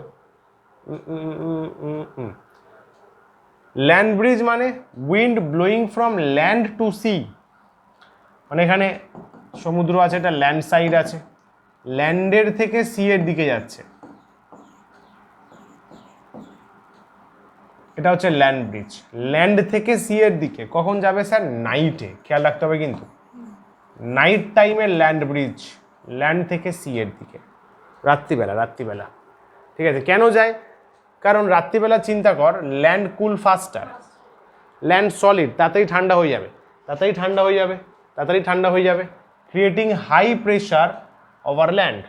কুল ফাস্টার, ঠান্ডা হয়ে গেলে ওই ল্যান্ডের এয়ার ঠান্ডা, ওই ল্যান্ডের এয়ার ঠান্ডা, তো ঠান্ডা যদি হয় ভারী, গরম এয়ার হলে তো হালকা, ঠান্ডা এয়ার ভারী, বেশি প্রেশার দেবে। এ এখনো ঠান্ডা হয়নি, কম্পারেটিভলি এখানে লো প্রেশার, তাহলে হাই থেকে লোতে শুরু হলো air flow, land bridge. Simple, very easy. রাত্রিবেলা হবে, কারণ রাত্রিবেলা তাড়াতাড়ি ঠান্ডা হবে, দিনের বেলায় এবারে খুব তাড়াতাড়ি গরম হয়ে যাবে। খেয়াল কর, দিনের বেলায় বা সূর্যের আলো পড়লে এর তো সময় লাগবে, উল্টো খেলা, ওটা পরে বলছি দাঁড়া। তাহলে কি শিখলাম আমরা? ল্যান্ড কুলস ডাউন ফাস্টার, ল্যান্ড আগে ঠান্ডা হবে, তার ফলে ওখানে একটা হাই প্রেশার তৈরি হবে, এয়ার দৌড়াবে, এয়ার দৌড়াবে, moves from land to sea, রাত্রিবেলা হয়। এর ফলে কি হয়? Effect of temperature keep coastal areas warmer at night. ওই জন্য দেখবি এই যে দীঘা পুরী টাইপের জায়গায়, মানে গরমকালে দিনের বেলাটায় খুব গরম হয়, কিন্তু সন্ধ্যের দিকে বা একটু ভোরবেলার দিকে, হালকা রাতের দিকে কিন্তু সেটা ফিল হয় না, খুব প্লিজেন্ট ওয়েদার লাগে, খুব প্লিজেন্ট। দেখবি রাত্রিবেলা যতটা কষ্ট, মানে দিনে যতটা বালির জন্য যতটা কষ্ট হয়, তাপ যতটা ফিল হয়, কিন্তু নাইট টাইমে কম্পারেটিভলি কিন্তু ভালো লাগে, ভালো লাগে। ঠিক আছে, বাকি ইম্পর্টেন্ট যা আছে দেখে নিস। এগোই, সি ব্রিজ দেখ কি বলছে। From sea to land during day time, দিনের বেলায় যাবে, মেনলি দিনের বেলায় ফ্লো করবে। Land heats up faster, land আগে গরম হয়ে গেল, এটা ল্যান্ড আছে, এটা সি আছে, এবার জলদি গরম হয়ে গেল, জলদি গরম হয়ে গেল মানে ওর কাছের এয়ারগুলো হালকা হয়ে গেল। সি বলছে আমার ভাই সময় লাগবে, মানে ও ভারী আছে, এখানকার এয়ারগুলো হেভিয়ার আছে, হেভিয়ার এয়ার, হেভিয়ার এয়ার মানে প্রেশার বেশি, প্রেশার বেশি, প্রেশার বেশি, তাহলে প্রেশার বেশি মানে ওদিক থেকে, মানে এটা হচ্ছে হাই প্রেশার, এটা হচ্ছে লো প্রেশার। তাহলে হাই থেকে লোয়ের দিকে, হাই থেকে লোয়ের দিকে কী হবে? হাই থেকে লোয়ের দিকে একটা এয়ার ফ্লো চলবে, চলবে, চলবে, তাই বলছে। Creating low pressure over the land, moves from sea to land, এটাই হচ্ছে সি ব্রিজ। নামটা কিভাবে দেয়া হয়েছে খেয়াল করেছিস? যেটা সোর্স তার বেসিসে নাম, যেখানে তৈরি হচ্ছে, গুলিয়ে না যায় কিন্তু, কোয়েশ্চেন দেবেই, যেখানে তৈরি হচ্ছে তার বেসিসে নাম, sea to land, sea breeze. কখন ফ্লো করবে? মোটামুটি ডে টাইমে। এর ফলে কি হয়? কোস্টাল রিজিয়ান মোটামুটিভাবে প্লিজেন্ট থাকতে পারে, প্লিজেন্ট থাকতে পারে, হিটের ইন্টেন্সিটি কমাতে পারে। তুই বলি তাহলে দীঘা পুরীতে দিনের বেলায় গরম লাগে কেন? বাবু বালির জন্য, বালি রাস্তাঘাট জন্য। দেখবি ওখানে গাছপালা অনেক কমে গেছে, এত হোটেল এত কিছু হয়েছে না, গাছপালা কমে গেছে বলে হিটটাকে চুষে নেওয়ার তো কিছু নেই। সমুদ্রর চারপাশে কিন্তু ভালো ওয়েদারই থাকে, অলওয়েজ সবসময় মোটামুটি ভালো প্লিজেন্ট ওয়েদার থাকে নর্মালি, কিন্তু ওই জায়গাগুলোতে এত হোটেল বাগেরা, এত ট্যুরিস্ট হয়ে গেছে না, গাছ ফাছ কেটে টেম্পারেচার, রাস্তাঘাটের টেম্পারেচার বেড়ে গেছে, ওই জন্য দিনের বেলাতে কষ্ট হয় গ্রীষ্মকালে। ঠিক আছে, ক্লিয়ার? আচ্ছা, ডিফারেন্স আছে, এটা সেলফ স্টাডি করে নিস, সব একদম সুন্দর সুন্দর করে পয়েন্ট করে করে বলা আছে। ঠিক আছে, চল। ওজোনোস্ফিয়ার এর সিগনিফিকেন্স কি? ওজোন হোল কি? ওজোনোস্ফিয়ার, ওজোন হোল কি বলছে? আলট্রাভায়োলেট রে যেগুলো রয়েছে সেগুলো হার্মফুল হয় লিভিং বিইংসের জন্য। ইউভি রেস ফ্রম সান, সান থেকে ইউভি রে আসে, কে অ্যাবজর্ভ করে? ওজোনোস্ফিয়ার অ্যাবজর্ভ করে। ওজোনোস্ফিয়ার এইভাবে হেল্প করে লিভিং ওয়ার্ল্ডকে প্রোটেক্ট করতে, এটাই ওর সিগনিফিকেন্স। ওজোন হোল কি বলছে?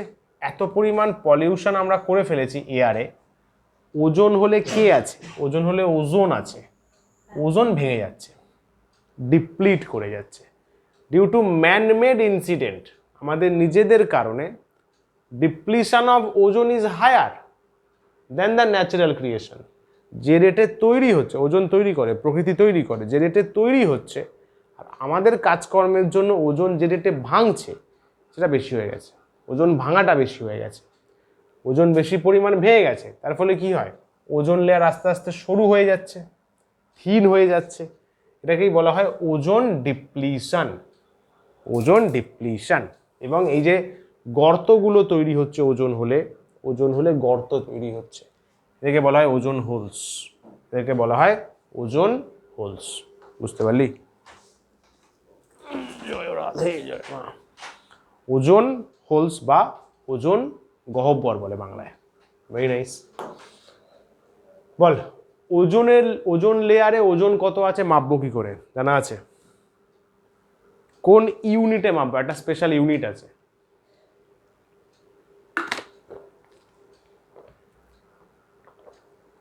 ভালো কোশ্চেন কিন্তু এটা। হুটপাট দিলে যদি কেউ না জানে কিন্তু পারবে না, দিমাগ লাগিয়ে বের করা যাবে না। এগুলো পুরো স্ট্রেট কাট ইনফরমেশন বেসড। ডপসন বলে, ডপসন, ডিইউ লেখা হয়, ডপসন।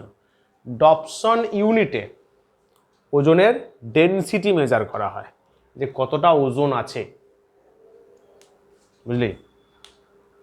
ডপসন, ডেনসিটি অফ ওজন আমরা মেজার করি ডপসন ইউনিটে, ডিইউ।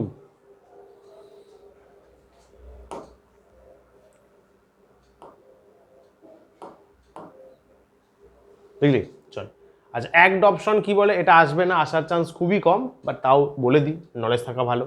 এক ডপসন কি বলছে? One Dobson is the number of ozone molecules that would be required to create ozone, your ozone layer of এত মিলিমিটার ঠিক, এত টেম্পারেচার, এত এটিএম প্রেশার। মানে বলছে, শোন 1 ATM প্রেশার অ্যাটমসফিয়ার,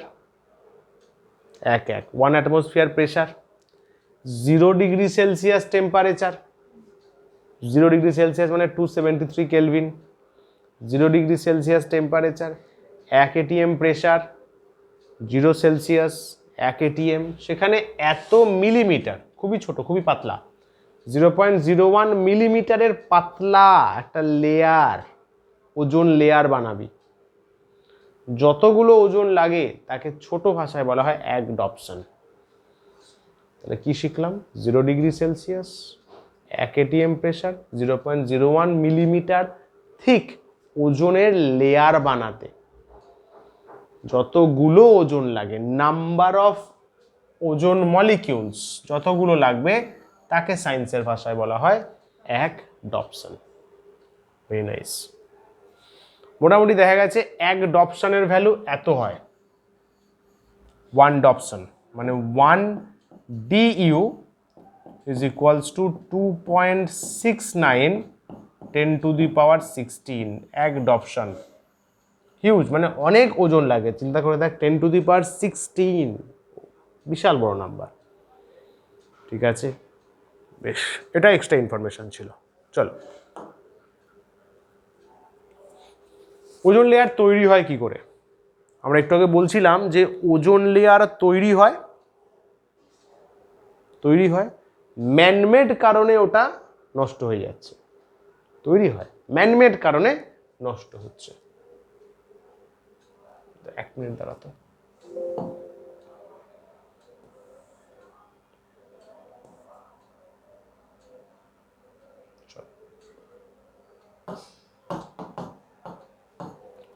কি বলছে? ওজন তৈরি হয় কি করে? রিয়াকশনস করতে হবে। বলছে ইউভি রে সান থেকে আসে, স্যার আসে, ইউভি রে সান থেকে আসে। According to wavelength variation, UV রে, ইউভি 3টে রে হয়, কিন্তু আমরা বলি ইউভি একটা, ইউভি 3টে হয়, বা UV A, UV B, UV C, মাথায় রাখে এগুলো, দারুণ ইনফরমেশন। 3 ধরনের ইউভি রে হয়, এবিসি। এর মধ্যে দেখা গেছে এই যে ইউভি এ একটু তাও ভদ্রলোক, একটু তাও ভদ্রতা আছে, কিন্তু এই যে ইউভি বি আর ইউভি সি, এরা ভালো রিয়াকশন করতে পারে। UVB, UVC বলছে scientist have seen that UVC and UVB breaks the oxygen molecule into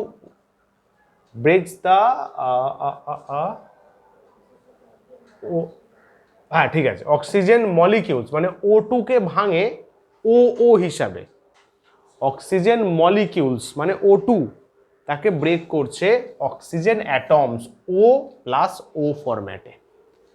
this atomic oxygen, এই যে অ্যাটমিক অক্সিজেনটা আছে OO, এরা কম্বাইন হয় অন্য অক্সিজেনের সাথে, ওজোন বানায়। চল রিয়াকশন দেখি, আরো বেটার ক্লিয়ার হবে। এ দেখ O2 আছে, UVB আসলো বা UVC আসলো, এটা হয়ে গেল অক্সিজেন অ্যাটমস। অক্সিজেন অ্যাটমসে ভেঙে গেল, এই অক্সিজেন অ্যাটম যুক্ত হবে নেক্সট O2-র সাথে, হেভি রিয়াকশন, তৈরি হয়ে গেল ওজোন। ওজোন মলিকিউল, ধরতে পারলি ব্যাপারটা? ওজোন কিভাবে তৈরি হয়? ওজোন স্ট্র্যাটোস্ফিয়ারের ওখানে কি রয়েছে? অক্সিজেন রয়েছে। সূর্য থেকে UVA, UVB, UVC আসে। UVA অতটা ক্ষতি করে না মোটামুটি। UVB, UVC অক্সিজেনে পড়লো, অক্সিজেন ভেঙে গেল O+O-তে। এই ওগুলো প্রচণ্ড রিয়াক্টিভ হয়, এরা রিয়াকশন করার জন্য দৌড়ে বেড়ায়। সামনে গিয়ে আর একটা O2-কে পেয়ে গেল, তাহলে O+O2 মিলে O3 বানিয়ে দিল, ওই O3টা ওই লেয়ারে জমে গেল, এইভাবে ওজোন তৈরি হয়েছে। ওই জন্য বলছে ওজোন মানে ওই যে আমাদের লেয়ারটা, ওজোন লেয়ার ইউভিকে আটকায়। কিভাবে আটকায়? এই যে এই অক্সিজেনটাই দুজনকে চুষে নিল, নিয়ে ওতে ভাঙলো, এই O আর O2 মিলে O3 হয়ে পুরো লেয়ার বানিয়ে দিল। লেয়ার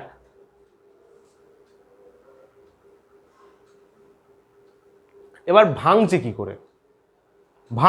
ডিস্ট্রয় কি করে হচ্ছে দেখ। কারা কারা করছে?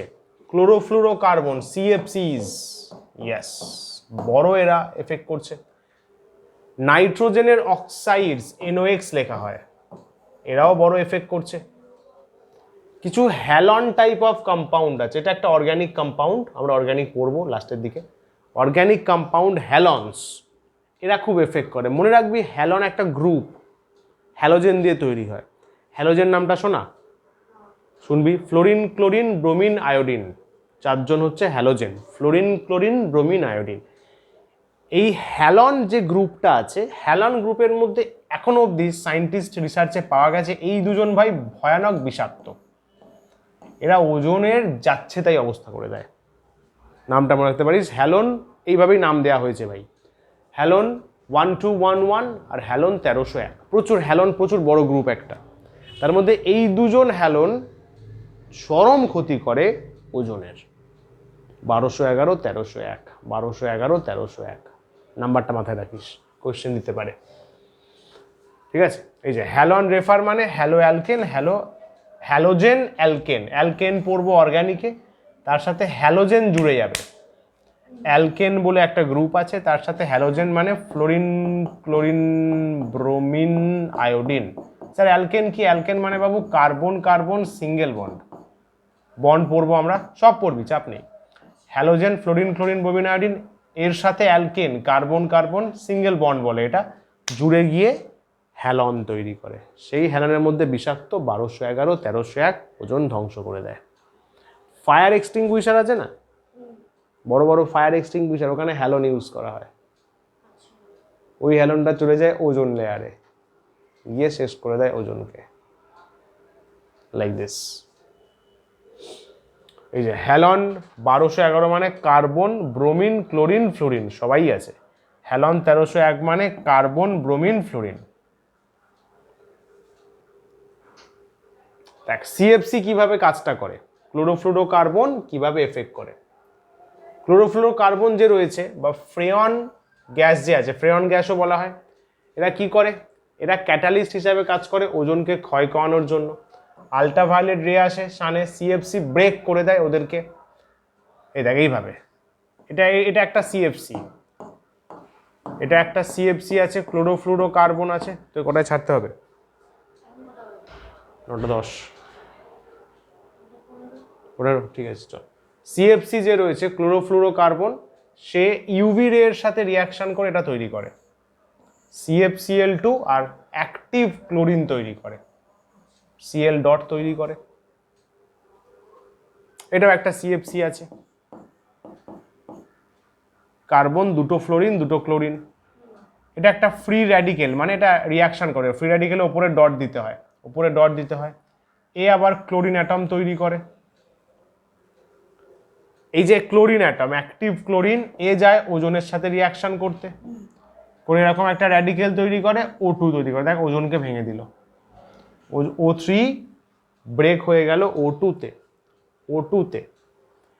এই যে ক্লোরিন মনোক্সাইড, এটা ফার্দার ওজনের সাথে রিয়াকশন করবে, এই ব্যাটা আবার রিয়াকশন করে, মানে রিয়াকশন থামে না, চলছে। Cl ডট তৈরি হলো, O3 কে ভাঙলো, ClO ডট আবার O3 এর সাথে। ডটটা হচ্ছে আমরা অর্গানিকে পড়বো, অর্গানিক। ফ্রি র্যাডিকেল বলে একটা গ্রুপ আছে যারা প্রচন্ড রিয়াক্টিভ, যে কারোর সাথে রিয়াকশন করতে পারে। ক্লোরিন ফ্রি র্যাডিকেল ডট, এই পুরো কম্পাউন্ডটা ফ্রি র্যাডিকেল ডট, এই পুরো কম্পাউন্ডটা free radical dot, ClO free radical dot. Highly reactive বোঝায়, প্রচন্ড রিয়াক্টিভ। তো ClO আবার O3 এর সাথে রিয়াকশন করে আবার ওজন, আবার Cl ডটটা এখানে হবে, তৈরি করে, এ আবার গিয়ে ওজনকে ভাঙে। দেখ কন্টিনিউ প্রসেস, বেটা চলছে চলছে। ওই তো যে, আরে ওরকম ব্যাপার নেই, যে রিয়াক্টিভ তার মাথায় পড়ে। আমি যদি বলি এ একটা রিয়াক্টিভ, প্রচন্ড রিয়াকশন পছন্দ করে, চলে এ ডট। তারপর বলা হলো দিয়া প্রচন্ড রিয়াক্টিভ, তাহলে দিয়া ওপরে ডট। ডট মানে বোঝায় রিয়াক্টিভ, মানে উত্তেজিত খুব হয়ে যায়, যে কারোর সাথে রিয়াকশন করতে পারে, মানে কাউকে পেলেই মারামারি লাগিয়ে দেবে, রিয়াক্টিভ। বন্ধু সার্কেলে থাকে দেখবি, কিছু হলেই ঝামেলা জুড়ে দেয়, রিয়াক্টিভ। ওদেরকে বলা হবে র্যাডিক্যালস, র্যাডিক্যালস, র্যাডিক্যালস। ঠিক আছে, তাহলে এই ক্লোরিন গিয়ে ওজন ভাঙলো, ClO ক্লোরিন মনোক্সাইড, যে একটা র্যাডিক্যাল, সে গিয়ে ওজন ভাঙলো, ভাই ওজনের পুরো দফা রফা হয়ে গেল। Like this process reaction continuous and continue ওজন ডিপ্লিট হতে থাকে, ভাঙতে থাকে। নাইট্রোজেনের অক্সাইড কি করে করে? জেট প্লেন যেগুলো হয়, সুপারসনিক জেট প্লেন, সেখান থেকেও নাইট্রোজেন বেরোয়। সে কি করে আমাদের সমস্যা সৃষ্টি করে? ফাস্ট মুভিং জেট প্লেন বা সুপারসনিক জেট, এখান থেকে নাইট্রোজেন বেরোয়, নাইট্রোজেনের অক্সাইড বেরোয়। এই দেখ NO3 এর সাথে রিয়াকশন করে NO2 আর O2 বানায়। O2 আলট্রাভায়োলেট নিল, ওতে ভাঙলো, O3ও ভেঙে যায়। অনেক সময় কি হয়, ইউভি লেয়ারের জন্য O3ও ভেঙে গিয়ে O2 আর O বানালো। নাইট্রোজেন ডাইঅক্সাইড, মানে ওই যে NO2 তৈরি হলো, ওখানে NO2 reacts with this oxygen atom, again create nitric oxide, আবার অ্যাসিড বানায়, নাইট্রিক অক্সাইড বানায়। লাইক দিস ওজোন লেয়ার মানে ভাঙতেই থাকে। ঘটনাটা কি হলো দেখ, NO আসলো, O3 এর সাথে রিয়াকশন করলো, NO2 বানালো, O2 বানালো। আচ্ছা, ভালো কথা। নর্মালি ইউভির জন্য অক্সিজেন ভেঙে যায়, ওজনও মাঝে সাঝে ভেঙে যায়, O2 আর ওতে ভাঙলো। NO2 এই ও এর সাথে, এরা তো আবার জুড়ে এটা তৈরি করতে পারতো, এরা জুড়ে এটা পারতো, কিন্তু এই যে NO2 তৈরি হয়েছে, ও এই ওটাকে নিয়ে নেয়, ওজন আর তৈরি হতে পারে না। NO2 ও এর সাথে জুড়ে আবার NO প্লাস O2 বানিয়ে দেয়। তো কন্টিনিউ এই ভাঙাটা চলতেই থাকে, আবার হয় না, পেছন দিকে রিয়াকশনটা ফেরত আসে না। NO3 এর সাথে NO2 O2 করলো, O2 ভাঙলো, O3 ভাঙলো, NO2 এদের ওটাকে তুলে নিল, নিয়ে আবার এরকম বানিয়ে দিল। আলটিমেটলি ভাঙছে কি? O3 ভাঙছে, তৈরি হতে পারছে না, কিন্তু O2 তৈরি হয়ে যাচ্ছে। দেখ O2 হচ্ছে, কিন্তু O3 কনস্ট্রাকশন পসিবল হচ্ছে না, ওজন কন্টিনিউ ভাঙছে। ঠিক আছে, এটা পড়ে নিস, হার্মফুল কনসিকুয়েন্সেস কি রয়েছে। ঠিক আছে, কিছু এগুলো MCQ আছে। কোন ইনস্ট্রুমেন্ট দিয়ে করা হবে বল? ডপসন স্পেকট্রোমিটার, কারণ ডপসনেই মাপা হয়। আচ্ছা, একটা MCQ ছিল, ব্যাস, ছোটো লেকচার ছিল, তাড়াতাড়ি করাতে হলো। তুই তাহলে বেরিয়ে পড়, তাহলে নোটস কীভাবে নিবি? 9:16 বাজে এখন, বিকাল যাওয়ার সময় নিয়ে নিস তাহলে। ঠিক আছে, যদি এখন লেট হয় তাহলে বেরিয়ে পড়। তখন তাহলে মনে করে নিয়ে নিস, ঠিক আছে? এখন নাহলে তোর স্কুলে ইস্যু হয়ে যাবে।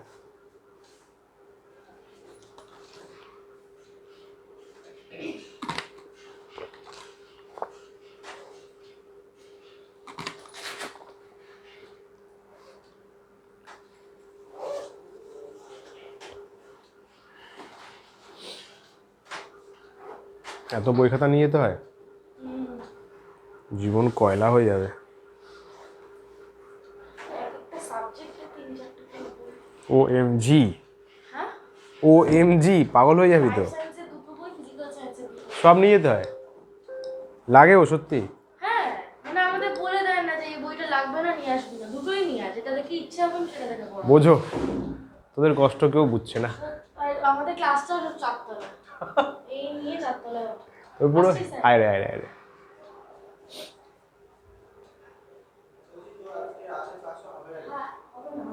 ওটা রবিবার দিন করবো, ওই জন্য বলেছি রবিবার দিন কি রবিবার দিন 4টা হবে।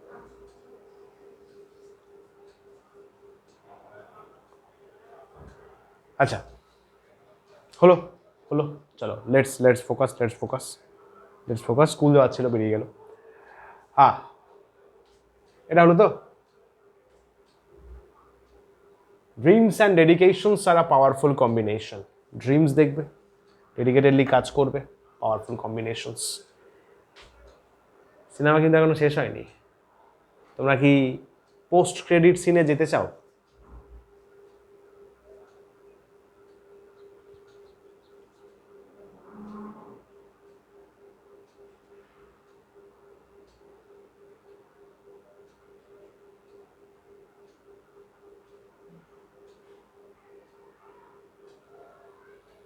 শুরু কিয়া যায়।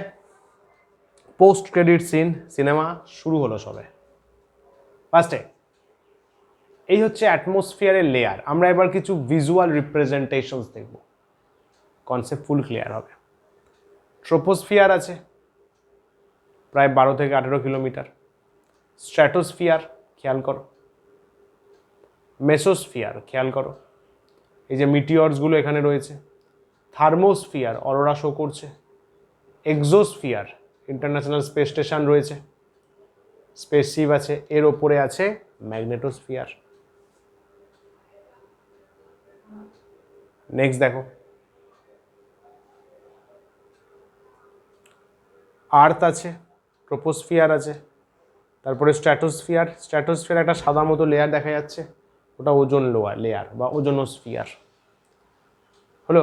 স্ট্র্যাটোস্ফিয়ারের ওপরে মেসোস্ফিয়ার, মেসোর উপরে আছে থার্মোস্ফিয়ারে একটা লাইন থাকে, এটার বিষয়ে পরে আর ডেফিনেশন লেখাবো। থার্মোস্ফিয়ারের লাইনটাকে বলে কারমান লাইন।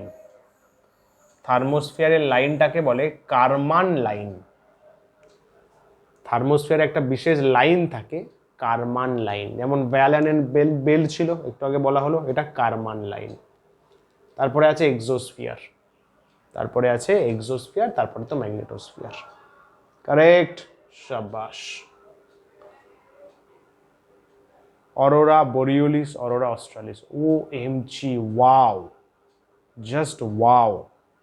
ভাবতে পারছো পুরো এই সিনিক বিউটিতে এইখানে কিছু ঘর আছে, আলো জ্বলছে দেখা যাচ্ছে, তারপরে শুধু বিস্তর অরোরা বোরিওলিস। লাইফে একবার দেখতে হবে, বারবার দেখতে হবে, একবার কেন। It's fantastic. OMG, wow, isn't it অসাধারণ, তাই না? এখানে কোনো মনে হয় পর্যটক আছে, টুরিস্টারে রয়েছে, দেখছে। It's fantastic. Aurora borealis, aurora australis. আচ্ছা, ওজোন লেয়ার ডিপ্লিশন খেয়াল করো। ইউভিএ ডাইরেক্ট এন্ট্রি করে যায়, ইউভিবি আর ইউভিসি আটকে যায়। ইউভিসি স্ট্র্যাটোস্ফিয়ারেই আটকে যায়, ইউভিবি ওজোন, দুটোই বলতে পারো, ওজোন লেয়ারে আটকে যায়। সিএফসি দেখো বেরোচ্ছে, এই যে ওজোন লেয়ারকে খেয়াল করেছো, ছেদ করে দিচ্ছে, ডিপ্লিটেড ওজোন লেয়ার ক্রিয়েট করছে। সানরে দেখো কিছু রেডিয়েশন ফেরত চলে যাচ্ছে, কেন? ওটা হচ্ছে ইউভিবি ইউভিসি আটকে পড়ছে, ইউভিএ পাস করে যাচ্ছে, কিছু ইউভি আসে। অসাধারণ ছবি, খেয়াল করেছো? আর্থ আছে, আর্থের চারিপাশে একটা ওজোন লেয়ার সুন্দর করে দেখানো হয়েছে, চেক করো, তাই তো? হেভি লাগছে না? এই দেখ, এটা তো বলাই হলো, ইউভি বি ইউভি সি আটকে যায়, ইউভি এ চলে আসে, সেটাই দেখানো হয়েছে। ইউভি বি ইউভি সি আটকে যায়, ইউভি বি তাও হালকা চলে আসতে পারে, হালকা পেনিট্রেট করতে পারে, ইউভি সি একদমই আটকে যায় ওজোন লেয়ারে, ইউভি এ তো চলে আসে। এই যে ওজোন কিভাবে নষ্ট হয়েছে দেখ, এই ব্লু কালারটা হচ্ছে ওজোন হোলকে বোঝায়, লেখা আছে ওজোন হোল। ওপরে দেখ ডপশন লেখা আছে, ডিউ, ডপশন দেখতে পাচ্ছিস, ডপশন, ডপশন দেখ, এ দেখ 100, খেয়াল কর 100 লেখা আছে না, 100, তার মানে ওজোন একদম কমে গেছে ওই জায়গাতে। 2019-এ তোলা ছবি, ডপশন 100, ওজোন একদম ডিক্রিজ করে গেছে। পরপর বিভিন্ন বছরের ছবি দেখ, খেয়াল কর। ওজোন লেয়ার মেনলি কোথায় ভালোভাবে দেখা যায় বলতে, অ্যান্টার্কটিকা, আর্টিকে, উত্তর মেরু দক্ষিণ মেরুতে, নর্থ পোল সাউথ পোলে, ওইখানে ভালোভাবে ওজোন লেয়ার দেখা যায়, ঠিক আছে? ওই জন্য তো ওখানকার বরফ চরমভাবে গলে যাচ্ছে না। 14, 15, 16, 17, 18, 19 দেখ, এখানে খেয়াল কর 19-এ ওজোন লেয়ারটা অনেকটা ল্যান্ডের দিকে যাচ্ছে, তাই না? যার জন্য স্কিন ক্যান্সার খুব বাড়ছে। শুরুতে তো পুরোপুরি পোলেতেই ছিল, ঠিক আছে? এগুলো পোল দেখ, পোল দেখ, এগুলো কানেক্ট হচ্ছে না, ল্যাটিটিউডগুলো কানেক্ট হচ্ছে, ঠিক আছে? এটা হচ্ছে ডপশন স্পেকট্রোমিটার ইনস্ট্রুমেন্টটা। যদি পরবর্তীকালে রিসার্চ ফিল্ডে থাকিস, অ্যাটমসফিয়ার নিয়ে কাজকর্ম করিস, এখানে নিয়ে কাজ করতে হবে, বুঝলি? দেখতে এরকম, লাইক দিস, ট্রলির মতো থাকে, তার উপর এরকম বসানো থাকে। কতটা অ্যামাউন্ট ওজন আছে ওটা মাপতে ইউজ করা হয় ডপশন স্পেকট্রোমিটার, ডপশন স্পেকট্রোমিটার। ওকে বস?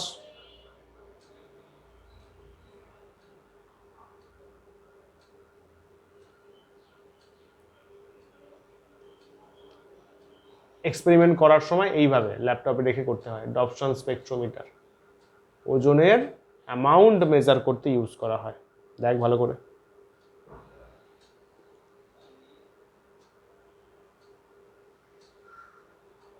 ठीक है? ओके, चल, बस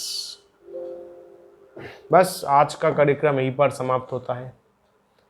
आप सभी का धन्यवाद, धन्यवाद, धन्यवाद। দেখা হবে সামনের দিন। ओके, ভালো ছবিতে রাখে, অরোরা বডি দিয়েছে এআই ছবিটা, লাইক দিস। चलिए जी, नमस्कार, टाटा, bye bye, wish you all the very best, thank you so much, keep smiling, thank you, टाटा, bye bye and take care, thank you.